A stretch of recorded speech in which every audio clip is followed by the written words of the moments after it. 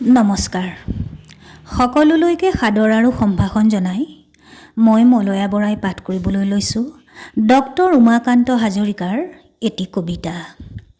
কবিতাৰ শিৰোনাম দেউতা আছে কাৰণেহে মাৰ সেন্দুৰ আছে।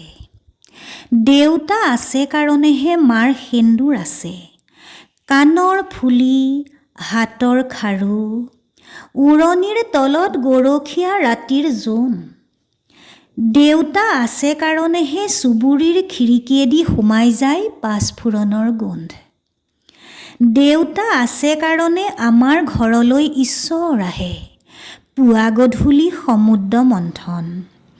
দেউতা আছে কাৰণে আমাৰ ঘৰৰ গাইজনীয়ে বাট নাপাহৰে লঘোণে নাথাকে পিৰালিৰ কুকুৰটো। দেউতা আছে কাৰণেহে মোৰ অন্তহীন আপত্তি অভিমান।